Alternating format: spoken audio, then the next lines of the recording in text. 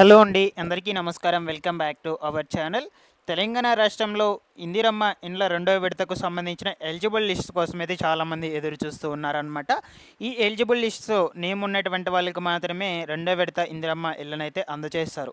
So అందుకొరకే వీటి కోసం చాలామంది కూడా ఎదురు చూస్తూ ఉన్నారనమాట. అయితే నేను మీకు ఈ వీడియోలో అయితే క్లియర్గా ఎక్స్ప్లెయిన్ చేస్తాను. సో ఈ యొక్క ఎలిజిబుల్ లిస్ట్ అనేటువంటివి ఎప్పటి నుంచి అవైలబుల్లోకి అయితే ఉండొచ్చు, మీరు ఎక్కడికి వెళ్ళి ఈ ఎలిజిబుల్ లిస్ట్ని అయితే చెక్ చేసుకోవాలి, ఆ వివరాల గురించి అయితే క్లియర్గా చెప్తాను. అదేవిధంగా ఆన్లైన్లో ఈ ఎలిజిబుల్ లిస్ట్ని చెక్ చేసుకోవడానికి అవకాశం ఏమన్నా ఉందా లేదా, ఈ విషయం గురించి కూడా చెప్తానండి.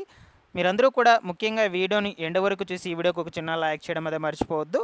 అలాగే ఫస్ట్ టైం ఎవరైతే ఛానల్ని విజిట్ చేశారో ప్రతి ఒక్కరికి కూడా ఛానల్ని సబ్స్క్రైబ్ చేసుకునేసి పక్కనే ఉన్నటువంటి బెల్ ఐకాన్ అయితే క్లిక్ చేసి ఆన్లో అయితే పెట్టుకునేసేయండి.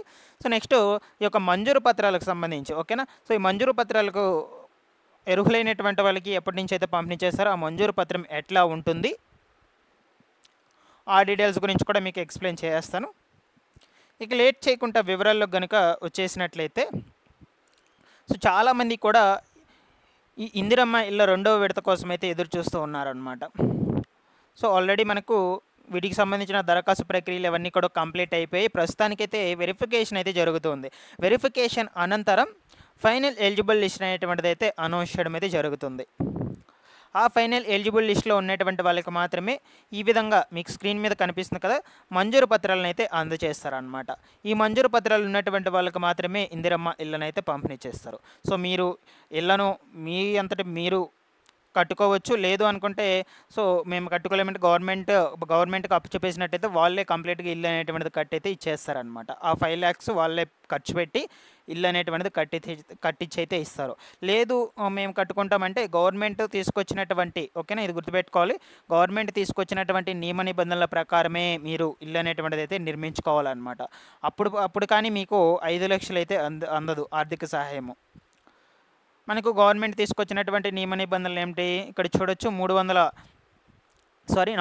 చదరపు అడుగుల నుంచి 600 చదరపు అడుగుల లోపు ఇల్లు అనేటువంటిది అయితే నిర్మించుకోవాలన్నమాట. ఆర్సీసీ స్లాబ్తో అయితే నిర్మించుకోవాలని మనకు చెప్పడం అయితే జరిగింది. ఇతర గదులతో పాటు వంటగది, లెట్రిన్ తప్పనిసరిగా కూడా నిర్మించుకోవాలని చెప్పడం జరిగిందనమాట. సో ఈ విధంగా ఈ యొక్క పరిమితి లోపలే ఇల్లు అనేటువంటిది అయితే నిర్మించుకోవాలి. సో మీరు నిర్మాణం కూడా ఆ పరిమితి లోపలే స్టార్ట్ చేసుకోవాలన్నమాట. ఆ విధంగా స్టార్ట్ చేసుకునేటువంటి వాళ్ళకి మాత్రమే డబ్బులు అనేటువంటిది అయితే పడుతుంది. సో మొదటి విడత కింద మనకు ₹1,00,000 అయితే పడుతుంది బేస్ మట్టం లెవెల్ వరకు కంప్లీట్ చేసుకునేటువంటి వాళ్ళకు. ఆ బేస్ మట్టం లెవెల్ వరకు కంప్లీట్ చేసుకొని మీరు కానీ ఇందిరమ్మ ఇళ్లకు సంబంధించిన యాప్లో అధికారులను పిలిపించి ఫొటోస్ తీసి బిల్లుకు అప్రూవల్ పెట్టుకున్నట్లయితే మీకు 1 lakh అయితే పడ్డం అయితే జరుగుతుంది. అది ప్రతి వారం సోమవారం అయితే మీకు 1 lakh రూపీస్ అయితే అర్హులైనటువంటి వాళ్ళకు, అంటే పెట్టుకుంటూ ఉంటారు కదా కంటిన్యూగా యాప్లో బిల్లులకు మంజూరు చేసుకుంటూ ఉంటారు కదా, అప్రూవల్ పెట్టుకుంటూ ఉంటారు కదా. సో ఆ విధంగా డైలీ విడుదల చేయకుండా ఒక 1 weekలో సోమవారం ఒకరోజు పర్టికులర్ రోజు అయితే ఫిక్స్ చేశారనమాట. ప్రతి వారం కూడా సోమవారం అయితే ఈ డబ్బులను అయితే విడుదల చేస్తారు. ఈ విధంగా మీకు మంజూరు పత్రం కూడా అందుతుందండి అర్హులైనటువంటి వాళ్ళకు. సో ఈ మంజూరు పత్రాలు మనకు నెక్స్ట్ మంత్ అయితే అందజేస్తామని చెప్తూ ఉన్నారు. అంటే నెక్స్ట్ మంత్ జూన్ 2వ తారీఖున అయితే అందజేస్తామని చెప్తూ ఉన్నారు. సో ఇక జూన్ 2వ తారీఖున అందజేయాలి అంటే ఈ లోపల ఈ వెరిఫికేషన్ ప్రక్రియ మొత్తం కూడా కంప్లీట్ అవ్వాలి. అర్హుల లిస్ట్ అనేటువంటిది అయితే అనౌన్స్ చేయాలన్నమాట. అర్హుల లిస్ట్ వచ్చేసి ఫర్ ఎగ్జాంపుల్గా నేను మీకు ఇక్కడ చూపిస్తానండి స్క్రీన్ మీద. ఈ విధంగా అయితే ఉంటుంది అర్హుల లిస్టు, ఓకేనా. సో ఇక్కడ లాస్ట్లో మీకు చూడొచ్చు whether found eligible and reverification. ఇక్కడ రీవెరిఫికేషన్ దగ్గర ఎస్ అని ఉన్నట్లయితే రీవెరిఫికేషన్ కంప్లీట్ అయిపోయినట్టు, రీవెరిఫికేషన్ దగ్గర నో అని ఉన్నట్లయితే మీకు ఇంకా కంప్లీట్ కానట్టు అని అర్థం, ఓకేనా. ఈ లిస్ట్ వచ్చేసి మీకు మున్సిపల్ ఆఫీస్ దగ్గర అయితే అవైలబుల్ అయితే ఉంటాయన్నమాట. ఇంకా మనకు దీనికి సంబంధించి రీవెరిఫికేషన్ పూర్తి స్థాయిలో అయితే కంప్లీట్ కాలేదు, అందువలన అయితే ఇంకా మీకు అవైలబుల్ అయితే పెట్టలేదు. సో త్వరలోనే అవైలబుల్ అయితే ఉంటాయి మీకు మున్సిపల్ ఆఫీసులలో. అంటే ఒక మండలానికి పూర్తిగా అయితే కంప్లీట్ అయిపోవాలి అన్ని గ్రామాల్లో వెరిఫికేషన్. మండలాల వైజ్గా మీకు ఈ లిస్ట్ అనేటువంటి వాటిని అయితే అనౌన్స్ చేయడం అయితే జరుగుతుంది.